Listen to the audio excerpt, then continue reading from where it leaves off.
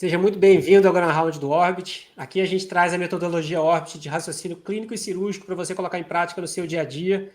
Eu sou Emerson Badaró. O caso de hoje vai ser apresentado pela ilustríssima Stephanie Regueira, que é uma aluna da Faculdade de Medicina e integrante das Ligas de Oftalmologia da ABLAU, integrante da Associação Brasileira de Ligas de Oftalmologia. E hoje eu trouxe também como discutidores o Edu Novaes, o Roisman e o Felipe Lucato. Stephanie, obrigado por você estar aqui com a gente. É um prazer receber novamente a Blau aqui e estejam de portas abertas para vários eventos e várias participações aqui no Grand Round e outras participações também que a gente for montando no futuro. Olá, pessoal. Meu nome é Stephanie Regueira, como o Dr. Emerson já me apresentou. Sou sextonista na Universidade Federal de Campina Grande, Paraíba, membro da diretoria de cursos e congressos da ABLAU e presidente fundadora da Liga de Oftalmologia da UFCG. Quero agradecer à Orbit pela oportunidade de estar aqui hoje, da ABLAU estar aqui hoje presente, e também ao meu professor orientador, Dr. Rodrigo Almeida, que cedeu esse caso bem interessante que a gente vai discutir um pouquinho hoje, tá? Então, vamos começar? Pode ir. Então, vamos lá. Para começar, nós temos um paciente do sexo masculino, 57 anos, branco, de cor branca, e ele foi, na realidade, encaminhado ao nosso consultório por outro colega oftalmologista, e ele chegou com uma queixa de uma metamorfopsia e escotomas em olho esquerdo. Esses sintomas vinham há pouco mais de 3 meses. Ele não tinha nenhuma comorbidade, não tinha nenhuma história familiar sugestiva de nenhuma patologia em específico, e ele tinha sido referido para fazer um laser de micropulso, porque o nosso colega tinha aventado a possibilidade de uma serosa. E aí esse paciente tinha uma miopia de 1 grau em ambos os olhos, a acuidade visual dele corrigida em olho direito era 20/20 e em olho esquerdo ele estava com a acuidade de 20/60.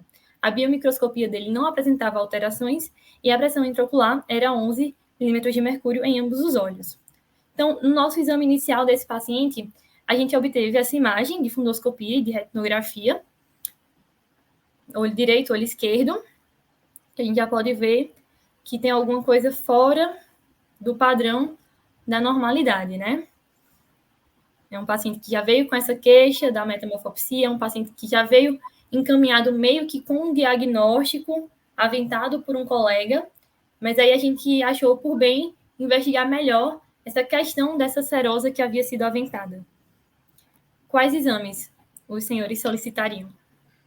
Pois é, Stephanie, esse caso que você já trouxe, logo de cara, a gente já tem que chamar a atenção de uma coisa que é muito importante, que é a queixa do paciente de metamorfopsia. Metamorfopsia é uma queixa que consegue topografar bem o que a gente vai ter que investigar, né? Porque até que se prove o contrário, a queixa está na mácula. A alteração que você vai encontrar vai estar na mácula desse paciente, porque é a distorção dos fotorreceptores maculares, o alongamento de uma distância entre um e outro, ou a diminuição do espaço entre um e outro, que vai fazer com que aquele estímulo visual seja percebido de uma forma distorcida através da metamorfopsia. Então, a gente já começa por aí, né? Assim, o olho esquerdo dele, a gente já tem que investigar e direcionado para alguma coisa direto para a mácula dele. É ali que a gente tem que começar a investigação. Mas até antes de pensar em que exame solicitar, a gente podia pensar em o que a gente está investigando, né? Assim, qual que é o diagnóstico sindrômico que a gente está pensando aqui.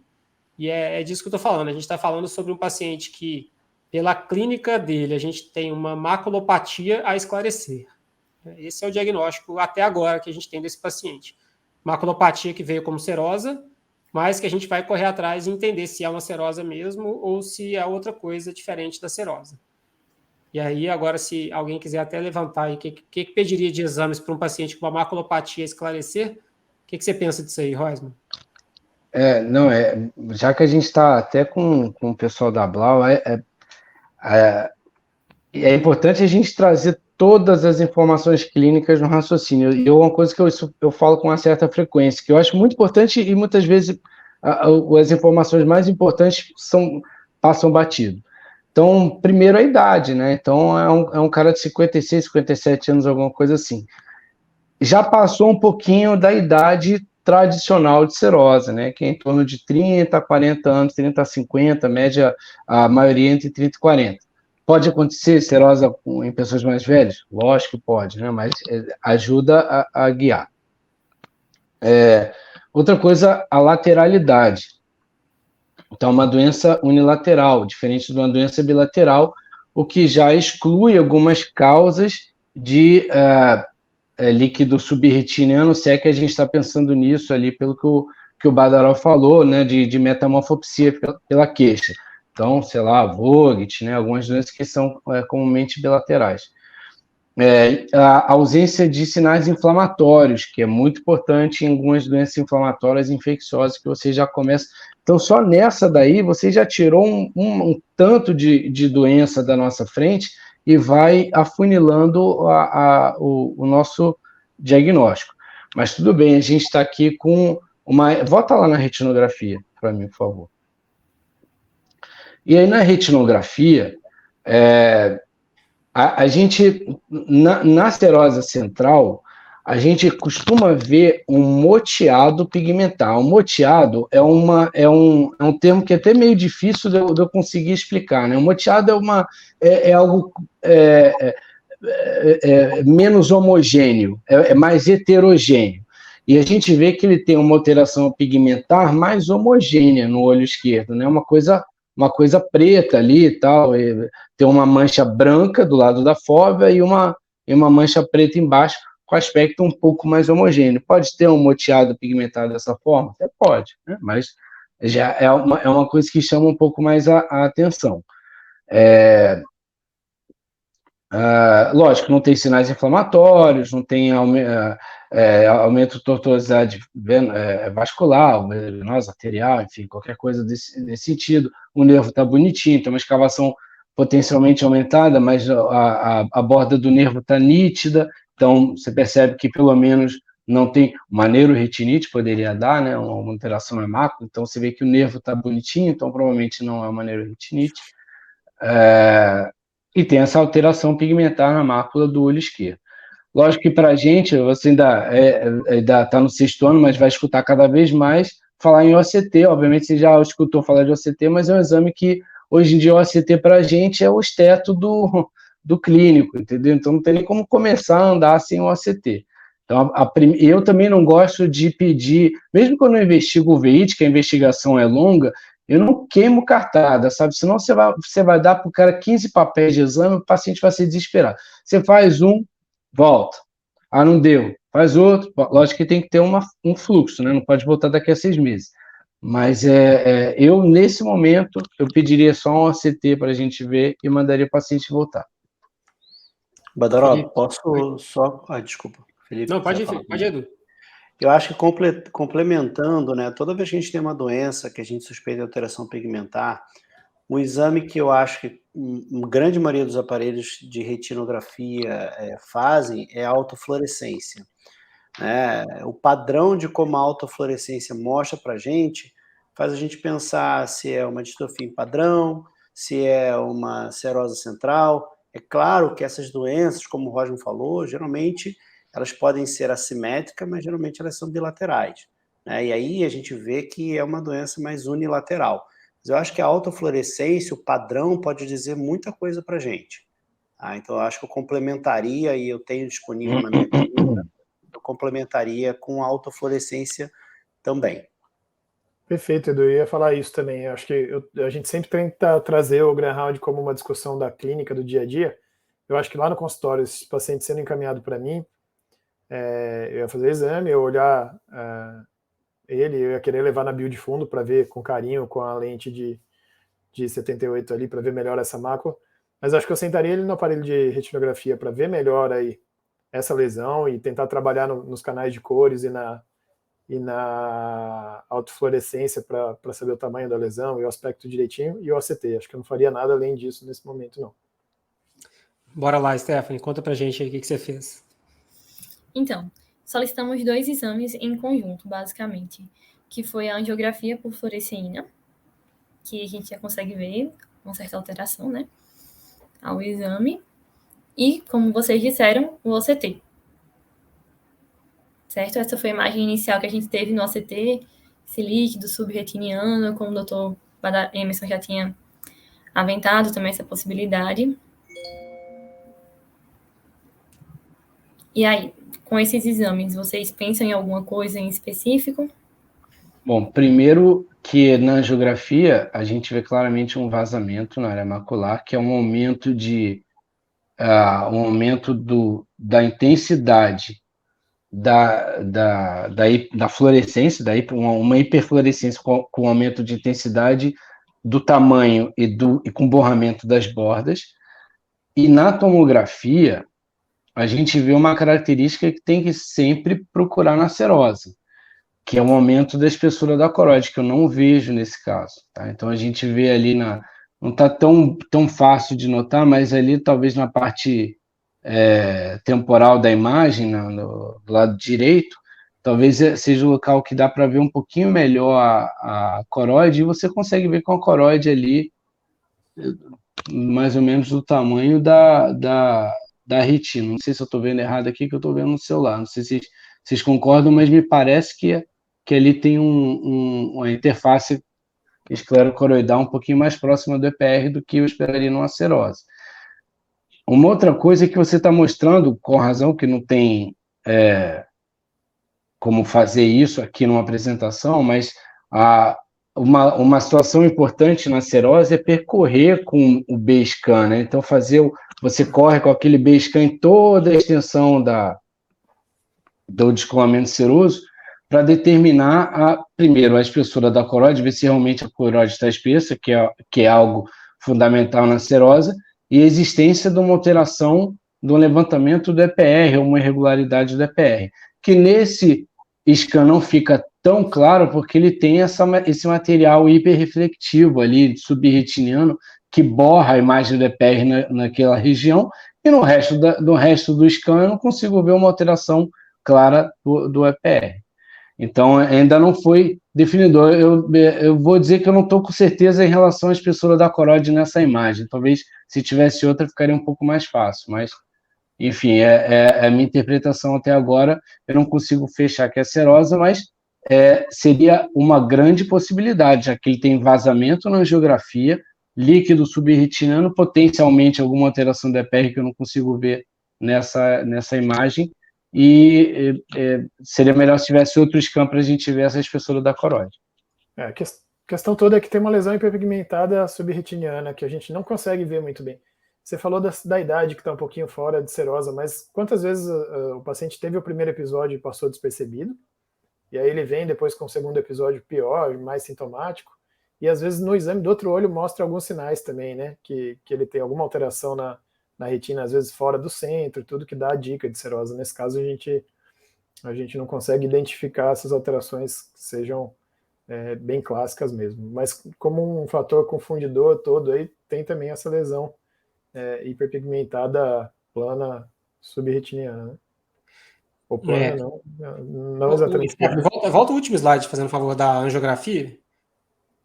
Então, só para a gente passar para as próximas avaliações aí, a gente tem, então, um paciente com uma maculopatia a esclarecer, com vazamento macular na angiografia, e aí pode passar para o próximo, e com um SHRIM e uma adesão vitreomacular com fluido subretiniano nesse olho esquerdo. Então, até agora, o que a gente tem é isso, né? Esse é o nosso quadro geral, aí a gente ainda está andando para tentar entender a etiologia, e depois a gente vai chegar na época do tratamento também. Bora lá, Steph. Então, com esses exames em mão e com aquela possibilidade de uma serose que tinha sido aventada pelo oftalmologista anterior, algumas hipóteses, e com essa imagem que também foi relatada de hiperpigmentação, foi aventada algumas possibilidades. O nevo coroide, um líquido subretiniano, que poderia ser associado a esse nevo, e membrana neovascular de coroide secundária à serosa e melanoma. Enfim, uma gama de diagnósticos diferenciais que começou-se a trabalhar em cima. Mas, assim, o principal diagnóstico diferencial que se pensou no momento inicial foi realmente a questão da membrana neovascular associada à serosa, já que, inicialmente, o caso começou como uma serosa. Chegou para a gente, teoricamente, com um diagnóstico de serosa, certo? Então, com base... Stephanie, desculpa, só para complementar o que você falou... acabou que nessa... Acho que é interessante um comentário construtivo. Você misturou diagnóstico etiológico com alterações tomográficas e hipóteses diagnósticas não etiológicas, né? Então, sindrômicas, vamos dizer. Então, membrana neovascular de coroide pode acontecer no melanoma, pode acontecer na serosa, pode acontecer em outras doenças. Então, talvez, e líquido subretinal não é uma alteração tomográfica. Como você coloca dessa forma, acaba que eles ficam misturando uma coisa com a outra que não tem tanto sentido. Então, talvez eu colocasse o nevo de coroide, melanoma de coroide e membrana neovascular secundária, que aí você deixa a coisa um pouco mais aberta, que é uma coisa que, inclusive, a gente não comentou e que você tem toda a razão de ter colocado. Pode tranquilamente ser uma membrana neovascular, não só por serose, não só por melanoma, como polipoidal ou idiopática, secundária, qualquer outra coisa. Então, que também daria vazamento na angiografia e, potencialmente, SHREAM, que é esse material hiperreflectivo debaixo da retina e líquido subretiniano. Então, você está certo e a gente não citou essa hipótese. Isso, perdão, eu organizei um pouco errado o slide. Esse líquido subretiniano estava associado ao névus, porque nem todo névo produz o líquido, né? No caso, seria nessa possibilidade um névus com produção de líquido subretiniano. A membrana seria associada à serosa, secundária à serosa, e o melanoma. Seriam essas 3 hipóteses. Eu organizei mal o slide, perdão. Legal. Certo. Aí, tendo isso em mente, como a principal hipótese diagnóstica que estava no momento era a questão da membrana, foi feito o tratamento com o anti-VEGF pensando em membrana, certo? E aí, após a primeira aplicação, a acuidade visual do paciente foi para 20/40, ele permaneceu com a queixa de metamorfopsia e a gente conseguiu a seguinte imagem no OCT. Stephanie, eu acho que esse segmento ele ajuda um pouco, talvez pela qualidade do OCT. Tá? Bem, se a gente for pensar numa neovascularização de coroide secundária à serosa, vamos falar um pouquinho mais da primeira análise. Tudo bem que aquele SHREAM pode ser realmente presente na neovascularização, mas geralmente na neovascularização secundária à serosa a gente tem um sinal que é uma elevação irregular do epitélio pigmentado da retina com conteúdo heterogêneo, que ele tem uma sigla que se chama SIRE, tá, do inglês. A gente já apresentou algumas vezes no Orbit. E a gente não achou isso, tá? Então, eu já esperava que esse paciente não fosse responder tão bem, tá? Mas, olhando agora para esse OCT, o que a gente consegue ver bem é que ali na região da coroide, né, a gente tem uma imagem mais hiporrefletiva, poderia ser por bloqueio do sinal, mas não me parece ser, bem localizada ali na região da coroide. Então, olhando essas hipóteses diagnósticas que você levantou, a gente pode pensar, né, um nevus ou eventualmente um melanoma. Se a gente agora, né, o famoso, como o Rosman gosta muito de falar, engenheiro de obra pronta, né, a gente olhando agora o segmento, as hipóteses diagnósticas, se a gente lembrar da retinografia, a gente tem um famoso pigmento laranja ali, uma coloração laranja. Então, isso pode ser também preditivo de uma das hipóteses diagnósticas. Vamos tocar o barco. Não, mas mais ou menos. Deixa eu só complementar. Tem toda a razão que o Edu falou, então você vê que nessa imagem, que até parece estar com a qualidade inferior à outra, em termos de nitidez, mas de alguma forma o scan deve ter saído um pouquinho daquela região e você consegue ver essa horta aí embaixo, né, que não tem nada a ver com serose, então já fica bem claro que tem uma lesão que causa hiporreflectividade na coroide, debaixo daquela alteração lá, então já muda totalmente a linha de raciocínio, né? Por isso que eu falei, você apresentou, logicamente, uma apresentação, mas você apresentou um B-scan só, e dificilmente é um caso que a gente veria um B-scan só, é um caso que você passaria o B-scan em toda a região do descolamento para tentar pegar informações aqui e ali. E com uma imagem dessa, fica bem claro que a gente está falando de uma doença que não é serosa, que pode ser o nevus, que pode ser o melanoma, até causa a gente consegue ver o EPR subir um pouquinho ali, né, em cima daquela lesão, e me preocupa até um pouco, porque eu não consigo ver o EPR em cima daquela lesão, como se a lesão tivesse perfurado o EPR. é uma coisa que me incomoda. Se a gente está falando de alguma neoplasia, é o tipo de alteração que me incomoda um pouco.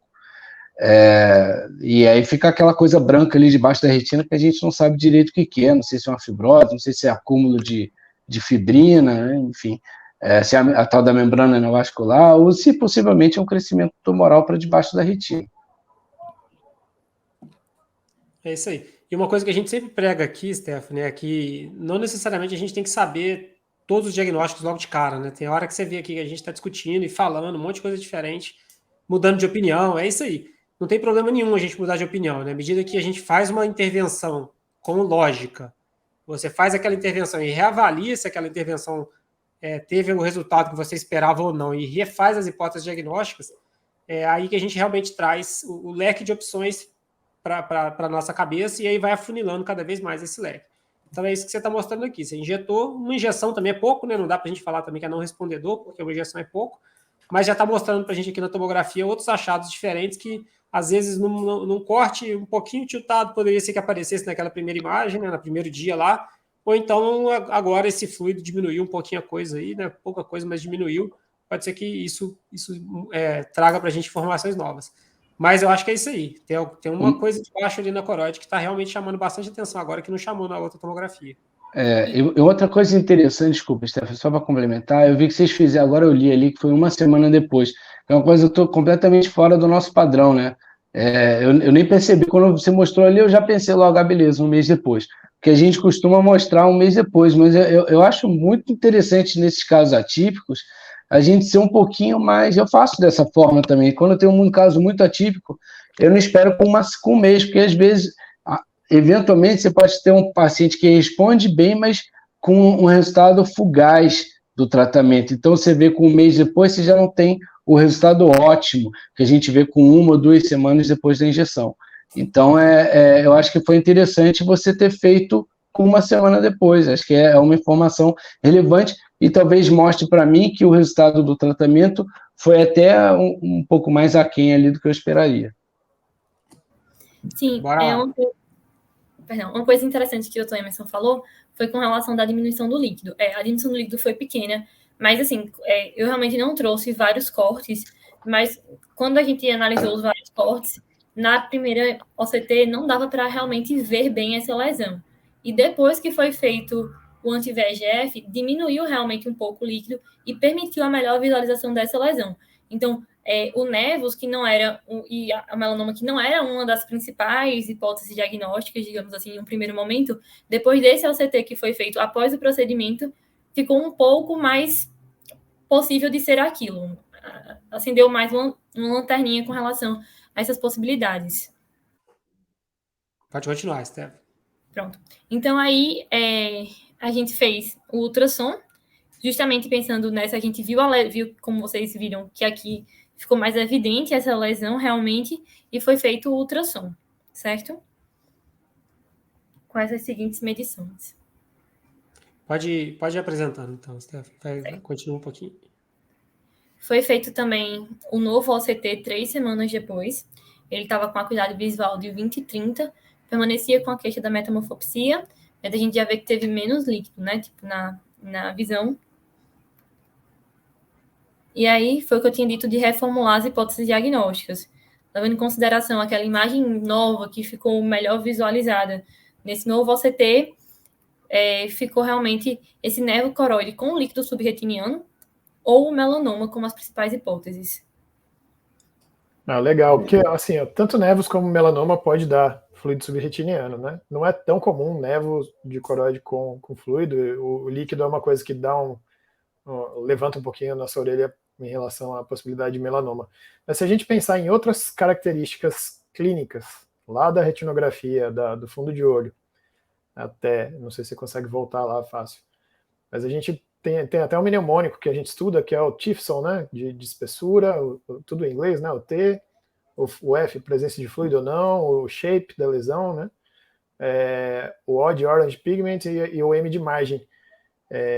Não tem por exemplo, não tem, em termos de espessura, não tem uma lesão tão grande aí, aparentemente, por essa foto, para falar que a lesão tem, sei lá, 6 milímetros de que normalmente é associado ao melanoma.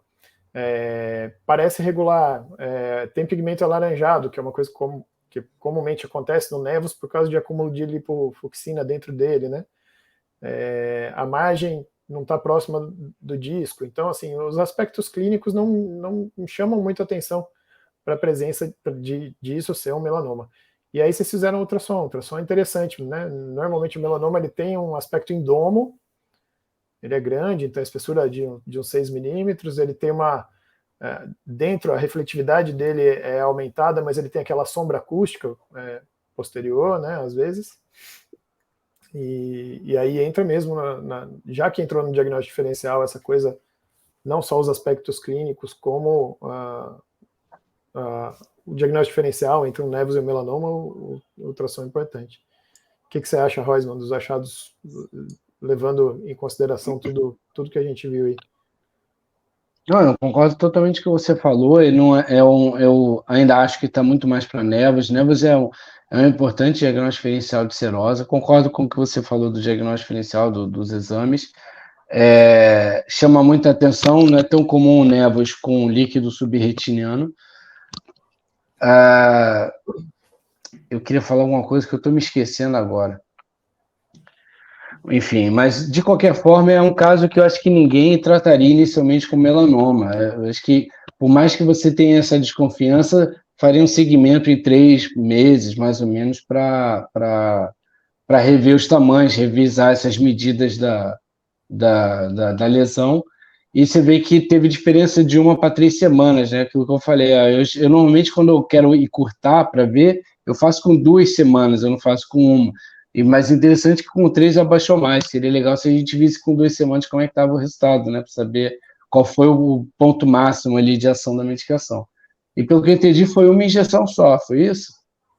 Então, legal, né? Você vê, provavelmente tem uma membrana vascular. Uma outra forma que a gente poderia ver é fazer um angio-CT, que vocês não fizeram, não acho que faltou, mas o angio-CT poderia ajudar na detecção dessa membrana e facilitar aí a indicação do tratamento, né? Ser mais assertivo e ter menos dúvida que deveria tratar dessa forma.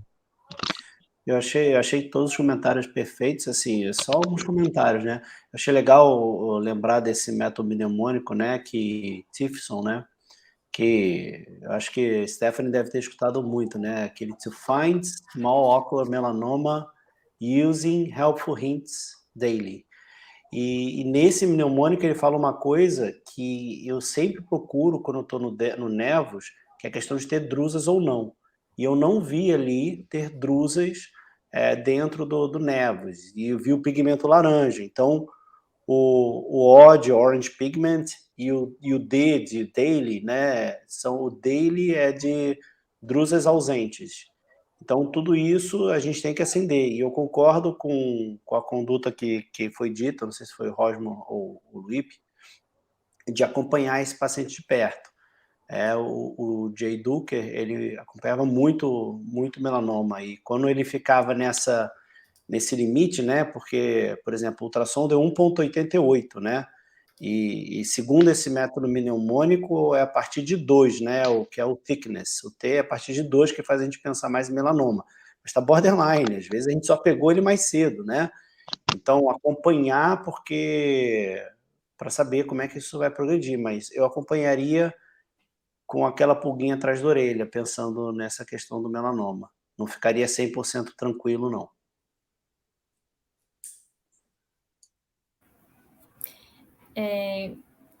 Os exames que eu já tinha mostrado, e como a gente reformulou as hipóteses, realmente ficou como nevo, coroide ou melanoma. E aí, a condução clínica foi basicamente o que vocês haviam dito.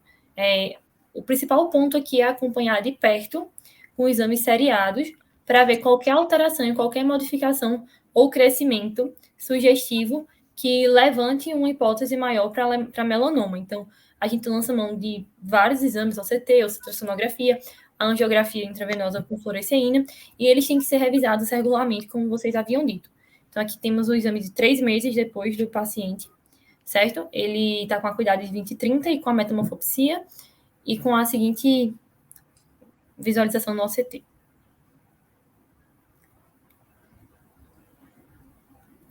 mais segmento, mais cortes. E aí a gente fez a autofluoresceína de fundo de olho também e verificou a imagem com a seguinte apresentação. Você vê que é bem assimétrico, né? Então, serosa, por mais que você possa ter, né, diferenças entre um olho e o outro, você vê que o olho direito está limpinho, não tem uma alteração. Não que não possa ser, mas não é comum, né? Então, eu acho que serosa a gente vai aos pouquinhos afastando, como pode ser Volta ali, diagnóstico. volta ali o ACT que você fez. Ó, aí sim, isso é um CT bacana pra gente ver, né? Você mostrou o CT ruim no começo para mostrar o CT bom no final. Você consegue ver toda. Ali você já. Aquilo que a gente comentou, dá para ver bem essa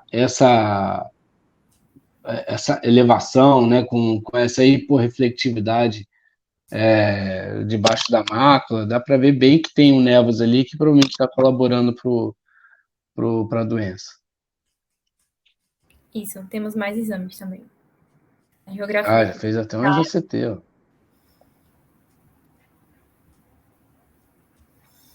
Agora, E- Rosman, só um comentário, desculpa, Stephanie, só um comentário, né? Porque fez o anti-VEGF e melhorou o fluido, né? Não necessariamente foi porque existia uma membrana neovascular, às vezes não, né? A gente sabe que o anti-VEGF ele influencia na permeabilidade vascular, então às vezes ele pode influenciar nessa questão, não necessariamente ter neovascularização, né? Mas claro, pode ser neovascularização secundária a um nevus, um melanoma ou até uma serose crônica, sempre é uma hipótese diagnóstica. Eu achei esse OCT de Joffrey bem colocado. Eu acredito que tenha, até porque na geografia teve vazamento, né? Então, aquele vazamento, para mim foi bem claro que era um vazamento no exame, e com o fluido subretiniano eu acredito mesmo que tenha o vaso. Mas nesse exame eu não consigo ver claramente, né? Eu acho que é uma imagem 6x6 essa ou é uma 3x3? Acho que essa é 6x6 e a seguinte é 3x3. Passa a seguinte, Isso. Eu aqui nessas imagens eu não estou conseguindo definir. Eu não consigo ver. Não sei se vocês conseguem ver, mas eu estou ampliando aqui, eu não estou conseguindo ver. Não é não é uma imagem fácil de ver. Que esse aparelho, você sabe dizer qual que é o aparelho? Não. Infelizmente. Esse está Deve ser. parecendo Eu o acho que é da Triton. Topicon, não é da Topicon, é o Triton. Passa a próxima de novo. O que Tem é um mais bom algumas de aparelho OCT, não? por ser swap source, o Roysman. Não, sim, mas o problema do Triton é a segmentação dele, que é sempre meio mais ou menos. Tem um próximo, não? Tem próxima imagem? De Não, OCT? são esses dois mesmo. Tá vendo? Mas nessa OCT eu não consigo ver, não. Mas olha, dá uma olhada ali na primeira segmentação ali da esquerda, no outro slide, Stephanie, por favor.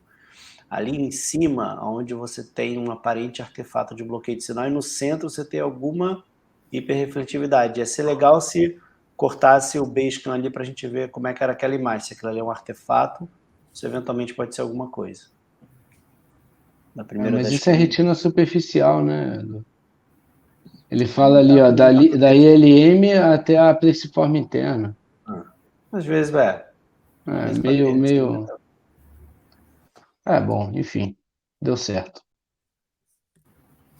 E realmente, um dos mnemônicos que vocês tinham inclusive citado outro, que ajuda para identificar alguma característica do névoa que possa acender algum alerta maior com relação à malignidade, com relação ao melanoma. A gente sabe que apenas 1% dos névoos, eles podem evoluir para melanoma. É uma taxa bem baixa, só que quando a gente tem um paciente que os sintomas surgiram na idade adulta, então ele não tinha sintomas até então, a evolução geralmente do névoos é na juventude, e os sintomas surgiram na idade adulta, então provavelmente ele teve uma evolução daquela lesão já na idade adulta. Então isso levanta ainda um pouco mais a atenção para esse diagnóstico diferencial, bem como a presença do líquido subretiniano, como foi conversado, que não é muito comum nem esperado que a gente encontre no névoa a presença desse líquido subretiniano. Então realmente é uma coisa que deve levantar o alerta. E aí o diagnóstico que foi fechado foi realmente de névoa coroide, O paciente segue em acompanhamento, não teve mais nenhuma alteração, os exames deles, ultimamente, ele está acompanhando só para segmento realmente, mas sem alteração de tamanho ou de sintoma. E as considerações finais são basicamente realmente essa, do segmento contínuo, quando a gente pega um caso de um paciente que tem essa possibilidade de diagnóstico diferencial, é importante fazer esse segmento mais de perto, repetir os exames com uma certa periodicidade. Existe um esquema específico de com quanto tempo, idealmente, se repete cada exame. E geralmente é baseado na quantidade de achados suspeitos que a gente encontra naquela lesão. E é importante porque quando a gente diagnostica o melanoma, quanto mais cedo a gente começa o tratamento, menor a chance de metástase e complicações a mais, né? Ótimo. Você não pegou um caso fácil, não. Esse é caso de barulho, esse daí, hein? Esse é caso russo. Deixa com o coração na mão, né, Rosman? Não, coração na mão não. É um caso que se bota no congresso de retina, é caso para dar uma discussão de 1 hora, isso aí. Não é um caso fácil, não. Muito bom. Legal. É legal. E é legal para lembrar também que, assim, você viu uma lesão hiperpigmentada, ficou na dúvida ali se pode ser um melanoma ou não, mas tem fluido no OCT, ou mesmo se tem pigmento alaranjado, é mais comum ter pigmento alaranjado até no nevus do que no melanoma, né? Tenha calma, né? Vá com calma, faça a propedêutica direitinho, acompanhe um tempo. Se continuar a dúvida, peça ajuda para alguém mais experiente na área de oncologia ocular e tudo. E eu queria corrigir uma coisa que eu falei que o S era de shape, mas você já mostrou aí que é de symptoms, né? Isso. Isso, o S do Tifson está relacionado à presença ou não de sintomas. Muito obrigado, Stephanie. Muito legal. Eu que agradeço. Muito bom, Depois, parabéns. Stephanie, se você tiver se ele tiver feito mais algum teste terapêutico para membrana neovascular subretiniana com mais alguma injeção de anti-VEGF, você avisa para a gente. Esse é um paciente de vida real, né? Provavelmente ele está continuando acompanhando e se tiver mais alguma informação dele no futuro, você vai passando para a gente, se mudar o quadro aí. Pode deixar. Passo sim. Por enquanto está estável. Não teve nenhuma alteração, não. Então tá. Bem, então muito obrigado, Stephanie. Acho que deu para ver que dá discussão pra caramba, né? Os casos rendem. A gente consegue discutir muita coisa. Sua apresentação foi excelente. Sua forma de apresentar, seus slides, tudo foi muito bom. Então, muito obrigado a você, muito obrigado a Blau e obrigado ao seu orientador também. Agradeço a ele em nome do Orbit, que o caso foi muito bem documentado, muito bem conduzido e muito bem montado para poder fazer a apresentação também. Então, vocês todos estão de parabéns. Tá bom? Muito obrigada. Eu que agradeço a oportunidade. Foi um prazer conhecê-los e conversar com vocês hoje. Foi bastante enriquecedora a discussão. Muita coisa que eu não tinha pensado, inclusive, vocês trouxeram à tona e, assim, bem interessante mesmo. Valeu a pena. E a Blau está sempre disposta e de braços abertos e aceitando qualquer convite que vocês tiverem. Tamo junto. Teremos muitos. Então tá. Obrigado, gente. Obrigado, Edu. Obrigado, Luiz. Obrigado, Felipe e Stephanie. Até o próximo. Tchau, pessoal.